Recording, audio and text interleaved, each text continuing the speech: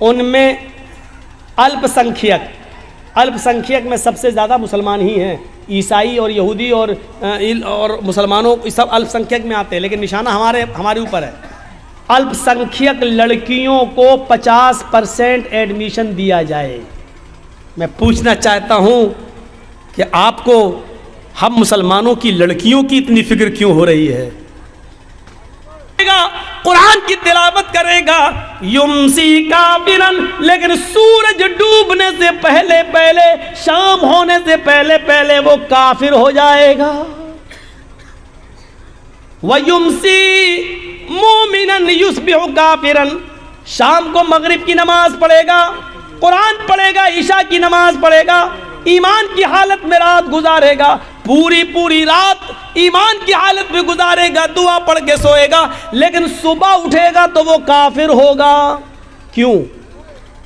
यबीउ दीनहु बिइरज़िम मिनद दुनिया, वो दुनिया के चंद सिक्के हासिल करने के लिए, दुनिया के चंद रुपयों के लिए, दुनिया के चंद टुकड़ों के लिए अपने दीन को बेच देगा। हमने कितने दाढ़ी वाले देखे हैं और जर्जीस हमने अपनी आंखों से देखे हैं। सुबह आदमी नमाज पढ़ा है, रोज़ा भी रखा है, हाँ नफली रोज़े से भी है, नमाज भी पढ़ा है, हाँ उसको कोई टिकट मिल गया है, सरपंच का टिकट मिल गया है, मुखिया का चुनाव लड़ रहा है, या चेयरमैनी का या एमएलए का टिकट उसको मिला है, मुसलमान है, नाम उसका मोहम्मद से शुरू हो रहा है, सब कुछ है, नमाज पढ़ता है, कुरान की तिलावत भी करता है, फजर में तो ऐसे उठा, लेकिन शाम होने से पहले पहले हमने देखा है कि वो गैर मुस्लिमों के वोट पाने के लिए अपने चेहरे पर टीका भी लगा लेता है, मंदिर में भी चला जाता है और मूर्ति के ऊपर वो फूल और माला भी चढ़ा लेता है। अल्लाह के नबी फरमाते हैं यबीउ दीनहु बिइरज़िम मिनद दुनिया, सुबह उठेगा तो मोमिन होगा, शाम होने से पहले पहले, सूरज डूबने से पहले पहले काफिर हो जाएगा। वो अपने दीन को दुनिया के चंद। चाहता हूं कि आपको हम मुसलमानों की लड़कियों की इतनी फिक्र क्यों हो रही है? 50% का कोटा छोड़ दो, 10% का कोटा ही हमारे मुसलमान लड़कों के लिए क्यों नहीं रख देते हो? मुसलमान लड़कों के लिए कोई कोटा नहीं। यूनिवर्सिटीज में, कॉलेजेस में, नौकरियों में लड़कियां अल्पसंख्यक यानी मुस्लिम लड़कियां 50%। और ऐसा कब हुआ? जब नागपुर में एक मीटिंग हो गई। और नागपुर में मीटिंग किसकी होती है बताने की जरूरत नहीं है, समझ गए होंगे आप।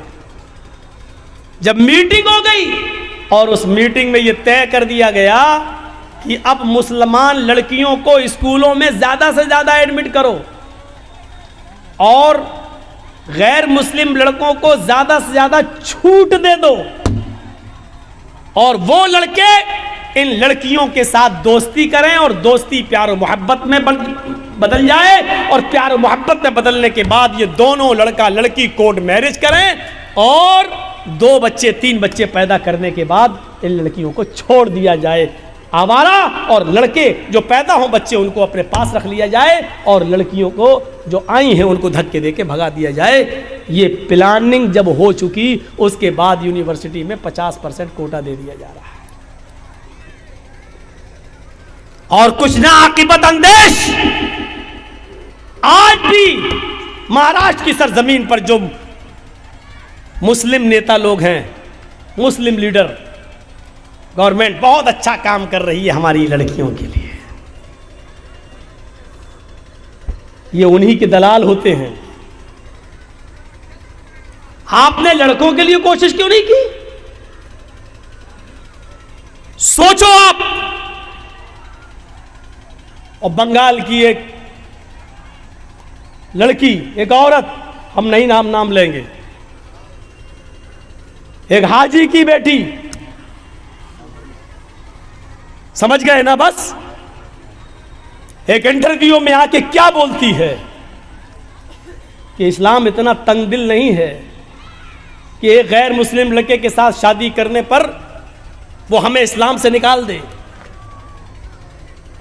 और अभी हाल ही में इंटरव्यू क्या आया, उसने अपने पुराना वाला आदमी छोड़ दिया है, अब एक नए लड़के के साथ रंगरलियां मनाई और उसका एक बच्चा भी उससे पैदा हुआ। उससे पूछा शादी कब करेंगी, उसने कहा शादी की क्या जरूरत है, हम लोग प्यार और मोहब्बत के साथ रह रहे हैं, बस हम लोगों की जिंदगी सही गुजर रही है, बस गुजर रही है।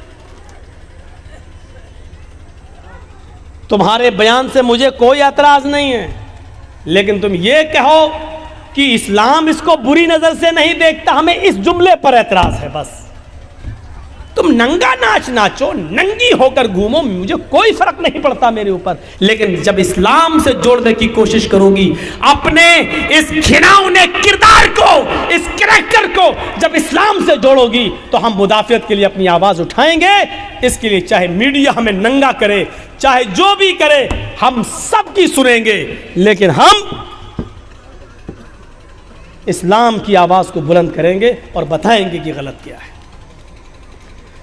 या अय्युहल्लज़ीना आमनू तक़ुल्लाह हक़्क़ तुक़ातिह, बात यहाँ से निकलती है और अल्लाह के हज़रत उमर फ़ारूक की आंखों में आंसू आ जाते हैं कि एक चरवाहे के अंदर भी अल्लाह का ये डर है, अल्लाह का ये खौफ है। दूसरे दिन आते हैं और उसके मालिक को हुक्म देते हैं कि अपने गुलाम को लेकर दरबार में आओ। गुलाम का मालिक अपने गुलाम को लेकर दूसरे दिन उमर फारूक के दरबार में जाता है। गुलाम ने देखा, ये तो कल हमें जंगल में मिले थे, आज हमें डंडे मारेंगे, कोड़े मारेंगे, कल हमने इनको बकरी नहीं बेची, कल ही हमसे एक बकरी मांग रहे थे, और आज ये तो अमीरुल मोमिनीन है, ये तो अमीरुल मोमिनीन है। हजरत उमर फारूक ने मालिक से कहा कि तुम्हारा गुलाम मैं खरीदना चाहता हूं, बताओ कितने में बेचोगे।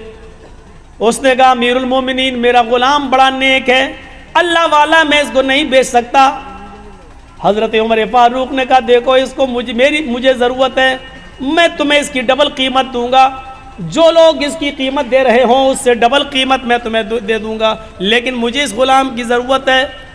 मालिक को लालच आ गया कि जब डबल कीमत मिल रही है तो इसको दे दो, हम इतने में तो 2 गुलाम खरीद लेंगे। डबल कीमत लेकर हजरत उमर फारूक ने उस गुलाम को खरीद लिया।